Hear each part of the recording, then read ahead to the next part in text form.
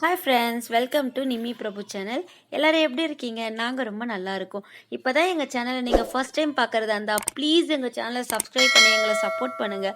நாங்கள் போடுற வீடியோ உங்களுக்கு பிடிச்சிருந்தா லைக் பண்ணுங்கள், கமெண்ட் பண்ணுங்கள், உங்கள் ஃப்ரெண்ட்ஸ் அண்ட் ஃபேமிலிக்கும் ஷேர் பண்ணிவிடுங்க. அப்படியே மறக்காமல் அந்த பெல் ஐக்கனை கிளிக் பண்ணிவிடுங்க. அப்போனா தான் நாங்கள் போடுற வீடியோட நோட்டிஃபிகேஷன் உங்களுக்கு வரும். எங்கள் வீடியோவை நீங்கள் தொடர்ந்து பார்க்க முடியும். வாங்க ஃப்ரெண்ட்ஸ், வீடியோக்குள்ளே போகலாம். நம்ம வீடியோவில் என்ன பார்க்க போகிறோம் அப்படின்னா, வெண்ணிலா ஸ்பாஞ்சி கேக் எப்படி செய்கிறது அப்படிங்கிறதான் பார்க்க போகிறோம். இன்றைக்கி எங்கள் மாமாவோட பர்த்டே, அதாவது எங்கள் மாமனாரோட பர்த்டே. அதுக்காக தான் நான் அந்த கேக் செய்கிறேன். அவருக்கு வந்து க்ரீம் கேக்லாம் பிடிக்காது, ப்ளெயின் கேக் தான் பிடிக்கும். அதனால நான் இதை செய்கிறேன். அப்படியே வீடியோ எடுக்கலாம் அப்படின்றதுனால எடுக்கிறேன். எப்படி செய்கிறதுன்னு சொல்கிறேன். ஃபஸ்ட்டு ஒரு கனமான ஒரு பேன் எடுத்துக்கோங்க. இந்த பேன் வந்து நான் கேக்குக்கு மட்டும் யூஸ் பண்ணுவேன். ஸோ அதனால் இந்த பேன் எடுத்திருக்கேன். அதில் ஒரு இன்ச்சு இல்லை அரை இன்ச்சு அளவுக்கு சால்ட்டு, அதை தூள் உப்பு போட்டுக்கோங்க, இல்லை மண் இருந்தாலும் போட்டுக்கலாம். போட்டுட்டு அதனால் கேக்கு அந்த டின்னை வந்து தூக்கி வைக்கிறதுக்காக ஒரு தட்டு ஓட்டை போட்டு ஒரு பிளேட் போட்டிருக்கேன். இது மாதிரி வச்சுக்கோங்க. இது இல்லைன்னா ஏதாவது ஒரு, அதாவது உப்பை வந்து அந்த கேக் டின் வந்து டச் ஆகாமல் இருக்கணும், அவ்வளோதான். அதுக்காக நீங்கள் நடுவில் எது வச்சுட்டாலும் ஓகே.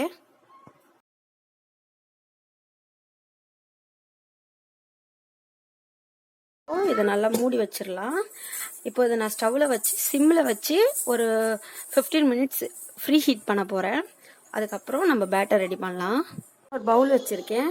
இந்த கேக் செய்கிறதுக்கு நான் 2 முட்டை யூஸ் பண்ணுறேன். இதில் ஒயிட் யோக்கும் எல்லோ யோக்கையும் தனித்தனியாக எடுத்து வச்சுக்கலாம். இங்கே பாருங்கள், அந்த வெள்ளை கருவை தனியாக பிடிச்சிருக்கேன், அப்புறம் எல்லோ கருவியுமே தனியாக எடுத்து வச்சுருக்கேன். ஃபஸ்ட்டு இது நல்லா விஸ்கு வச்சுருந்தாலுமே அடித்தாலுமே நல்லா வரும். ஆனால் ரொம்ப நேரம் ஆகும். நம்ம எலக்ட்ரிக் பீட்டர் இருந்தாலும் நீங்கள் யூஸ் பண்ணுங்கள். நான் இன்றைக்கி எலக்ட்ரிக் பீட்டர் தான் யூஸ் பண்ண போகிறேன். யூஸ் பண்ணிக்கலாம்.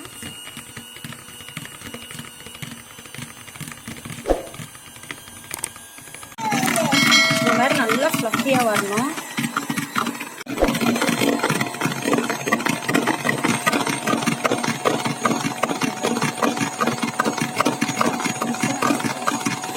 இது ரெடி ஆகிடுச்சு. இப்போது மஞ்சள் கருவியும் இந்த மாதிரி அடித்து எடுத்துக்கலாம். இப்போது எல்லோ யோக்கையுமே அடித்து எடுத்துக்கலாம். இந்த டார்க் எல்லோவிலேருந்து லைட் எல்லோவாக மாறுற வரைக்கும் அடிச்சு எடுத்துக்கலாம். நல்லா கலர் சேஞ்ச் ஆகிடுச்சு. இப்போ இதில் ஒன்று ஒன்றா ஆட் பண்ணிக்கலாம். சாக்லேட், பிஸ்கட், சீஸ், சுப்பத்து, ஐஸ்கிரீம், சாக்லேட், பஸ்ஸே,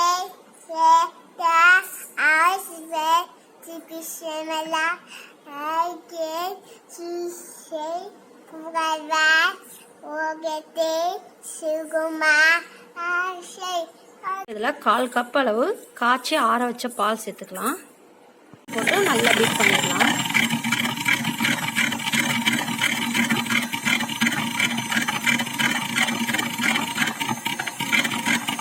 இதில் 1 டீஸ்பூன் அளவு வெண்ணிலா எசன்ஸ்,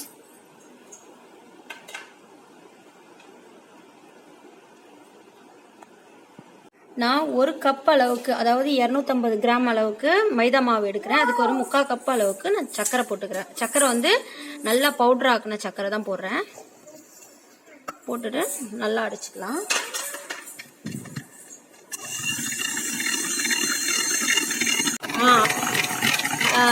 எண்ணெயெல்லாம் சேர்த்துட்டு சர்க்கரையை போட்டு அடித்தோம்னா சில டைம் சர்க்கரை வந்து கரையாது. அதனால பாலில் ஊற்றும் போது நீங்கள் சர்க்கரையும் போட்டு அடித்து எடுத்துருங்க. இதில் 1/4 கப் அளவுக்கு ரீஃபைண்ட் ஆயில் ஊற்றுறேன். இப்போ இதுலேயே நம்ம 1 கப் மைதா மாவு எடுத்து வச்சுருந்தோம் இல்லையா, அதையும் போட்டு சலிச்சு போட்டுக்கலாம். 1 டீஸ்பூன் அளவுக்கு பேக்கிங் பவுடர், 1/4 டீஸ்பூன் அளவுக்கு பேக்கிங் சோடா, 1 பிஞ்ச் அளவு உப்பு போட்டு நல்லா சலிச்சுக்கலாம். கண்டிப்பாக சலிச்சு தான் போடணும். இது மாதிரி இருக்கிறதெல்லாம் வந்துடணும். போட்டு ஜென்டலாக மிக்ஸ் பண்ணுங்க. ரொம்ப ஸ்பீடாலாம் வைக்க வேணாம்.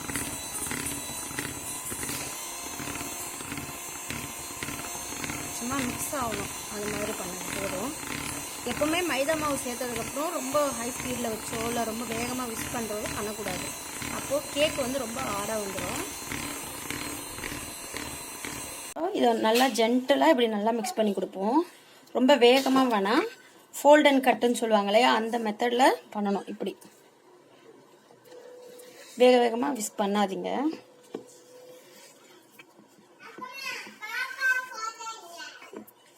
இப்போ எல்லாம் நல்லா மிக்ஸ் பண்ணியாச்சு. இப்போது இதோட நம்ம எடுத்து அடித்து வச்சுருந்தோம் இல்லையா அந்த ஒயிட் யோக்கு, அதை வந்து கொஞ்சம் கொஞ்சமாக போட்டு இது கூட ஆட் பண்ணிக்கலாம்.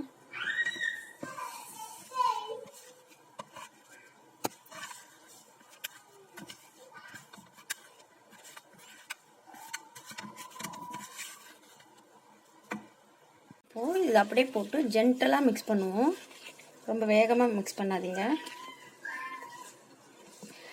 நீங்கள் அடிக்கடி கேக் செய்கிறவங்களா இருந்தால் பால் எண்ணெய்லாம் நீங்கள் எவ்வளோ அளவு எடுத்துருக்கீங்களோ அதை அப்படியே போட்டுக்கோங்க. புதுசாக செய்கிறவங்களா இருந்தீங்கன்னா கொஞ்சம் கொஞ்சமாக ஆட் பண்ணுங்கள். ரொம்ப டைட்டாக இருந்தால் தேவைப்பட்டால் பால் எண்ணெய்லாம் கொஞ்சம் எக்ஸ்ட்ரா ஊற்றிக்கலாம்.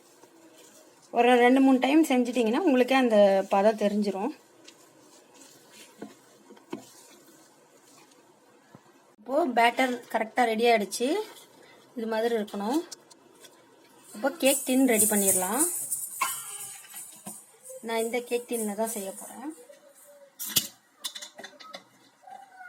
இதில் நான் ஒரு சும்மா கொஞ்சமாக நெய் ஊற்றுறேன். நீங்கள் பட்டர் இருந்தாலுமே ஊற்றிக்கோங்க.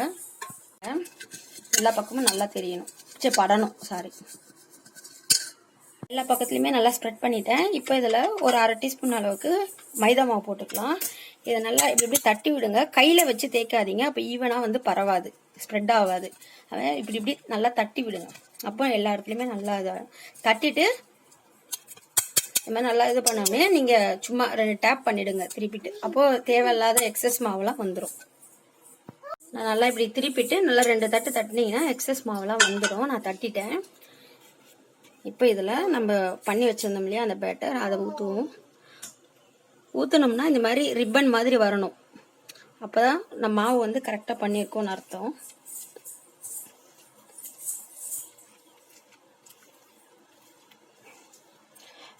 கேக் டின் ஃபுல்லாக ஊற்றக்கூடாது, எப்பவுமே பாதி அளவு இருந்தால் போதும். அப்போ தான் நல்லா உப்பி வரும், இல்லைன்னா பொங்கி கீழெல்லாம் ஊற்றிடும். இப்போது இது நல்லா 2 டைம் இப்படி டேப் பண்ணிவிடுங்க. அப்போ ஏதாவது ஏர் பபிள்ஸ் இருந்தாலுமே வந்துடும். இப்போ இதுக்கு மேலே டெக்கரேஷனுக்கு டூட்டி ஃப்ரூட்டி போடுறேன். உங்களுக்கு வேறு எதுனாலும் போட்டுக்கோங்க, கொஞ்சம் கலர்ஃபுல்லாக இருக்கும் இல்லையா, அதுக்காக நான் இதெல்லாம் போடுறேன்.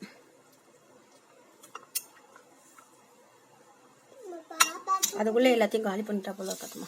ஃபுல்லாக ரெடி பண்ணிட்டேன். இப்போது அந்த பேனுமே நல்லா ஹீட் ஆகிருக்கும். இப்போ இதை தூக்கி அதில் வச்சிடலாம். இங்கே பாருங்கள் நல்லா ஆவி வருது. இப்போ இதில் நம்ம செஞ்சு வச்சுருந்தா அந்த கேக் சாயாமல் வச்சுருங்க. வச்சுட்டு நான் ஒரு கையில் கேமரா பிடிக்கிறதுனால எப்படி இருக்குது. இப்போது இது மேலே வந்து நான் ஒரு இந்த ஹோல் இருக்கும் இல்லையா மூடியில் லிட்டில், அதில் வந்து ஒரு குச்சி வச்சு நான் அடைச்சிட்டேன். ஸோ இந்த ஸ்டீம் எல்லாம் வெளியே போகாமல் கேக் வேகிறதுக்கு ஹெல்ப்ஃபுல்லாக இருக்கும். இது கண்டிப்பாக இதை பண்ணுங்கள். இது இல்லைன்னா இந்த ஸ்டீம் எல்லாம் வெளியே போகும், கேக் வந்து நல்லா பஃபியாக வராது. ஓகேவா? இப்போது பார்ப்போம், வெந்ததுக்கப்புறம் காமிக்கிறேன். கேக் இப்போ வச்சு ஒரு 50 நிமிஷம் ஆச்சு. இப்போ எடுத்து பார்ப்போம். பாருங்கள் நல்லா உப்பி வந்திருக்கு. ஒரு டூத் பிக்கோ இல்லைனா ஏதாவது நைஃப் ஏதாவது விட்டு, அதாவது ஈரப்பதம் இல்லாமல் எதுனாலும் வச்சு இன்சர்ட் பண்ணி பாருங்கள். இங்கே பாருங்கள் ஃபுல்லாக எதுவுமே ஒட்டலை, நல்லா க்ளீனாக வந்திருக்கா. இப்படி இருக்கணும். கேக் இப்போ நம்மளுக்கு வெந்துருச்சு. இப்போ இதை ஆற வச்சுட்டு காமிக்கிறேன். பாருங்கள் சூப்பராக அழகாக வந்துருச்சு. இப்போ பாருங்கள் எவ்வளோ ஸ்பாஞ்சியாக இருக்குன்ட்டு, நல்லாவே இருக்கும். இப்போ இதை கட் பண்ணுறதை என்னால் காட்ட முடியாது, கட் பண்ணிவிட்டு நான் உங்களுக்கு காமிக்கிறேன். கேக் வெட்டியாச்சு. இப்போ நான் உங்களுக்கு வெட்டி காமிக்கிறேன். பாருங்கள் எவ்வளோ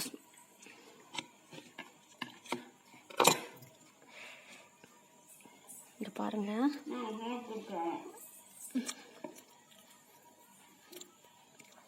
இது ரொம்ப சூப்பராக இருக்கும். டூட்டி ஃப்ரூட்டி வந்து நீங்கள் அந்த பேட்டரியிலே மிக்ஸ் பண்ணி போட்டாலும் ஓகே தான். மேலே போட்டுமே இந்த அங்கங்கெல்லாம் இருக்குது நல்லா கலர்ஃபுல்லாக. கண்டிப்பாக அதை ட்ரை பண்ணுங்கள். கிறிஸ்மஸ்க்கு வீட்லேயே சூப்பராக செய்யலாம். Thank you friends.